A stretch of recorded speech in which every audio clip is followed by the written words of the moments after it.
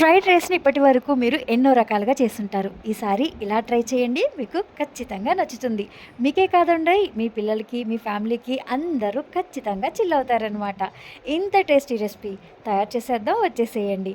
మీరు చూస్తున్నారు కదండి, అది బంగాళాదుంప, క్యారెట్టు, స్వీట్ కార్న్, అలాగే బీన్స్ అనమాట. చక్కగా చిన్నగా ముక్కలు కోసుకొని అందులో వాటర్ వేసి కొంచెం మనకి ఉప్పు కూడా వేసుకొని, అది సాల్ట్ అండి, సాల్ట్ వేసి మీరు బాయిల్ చేయండి. అన్నీ కూడా చక్కగా కుక్ అయిపోతాయి. ఒక 70% మాత్రమే కుక్ చేసుకోండి. చూసారా, మనకి కుక్ అయిపోయిందనమాట.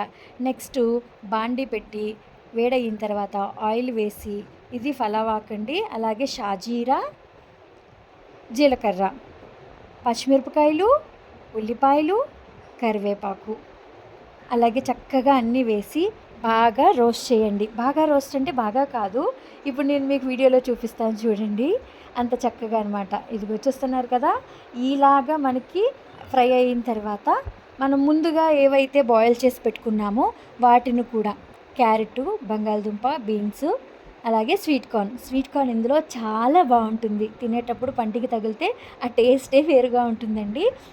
అండ్ నెక్స్ట్ మీకు మనకి మసాలా అండి, అన్ని రకాలు మసాలాలు అంటే అల్లం, వెల్లుల్లిపాయ, జీలకర్ర, ధనియాలు, గసగసాలు, యాలకులు ఇవన్నీ వేసి మనం మిక్సీ పట్టుకుంటాం కదా, ఆ పేస్ట్ వేయండి. ఆ తర్వాత ఇంట్లో చేసుకునేదైనా సరే బయటదైనా సరే గరం మసాలా అది కూడా వేసి బాగా తిప్పిన తర్వాత ఎగ్ అండి, ఎగ్స్ వేసుకోవాలి. సాల్ట్ కూడా మనకి కొంచెం ముందుగా మీరు చూసారు కదా, సాల్ట్ వేసుకోవాలి సరిపడగా, మనకి రైస్ని బట్టి చూసుకొని. నెక్స్ట్ ఎన్ని ఎగ్స్ అయితే వేసుకుంటారో మీరు, 3 వేసుకుంటారు, 4 వేసుకుంటారో, 5 వేసుకుంటారో మీ ఇష్టం, రైస్కి తగ్గట్టుగా వేసుకోండి. చక్కగా వేసి కలిపేసి మూత పెట్టి తీస్తే, ఇదిగో చూసారా, ఆమ్లెట్ టైప్లో చక్కగా ఉడికిపోయింది.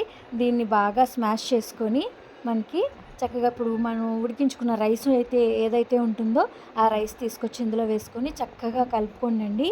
ఇట్లాగా ఎక్కడ రైసు గడ్డలుగా లేకోకుండా అంతా చక్కగా పొడి పొడిలాడుతూ ఇలా కలిపేసుకోండి. ఫైనల్గా కొత్తిమీర చల్లి మీరు సర్వ్ చేసుకుంటే ఎంత టేస్టీగా ఉంటుందంటే చాలా బాగుంటుందండి.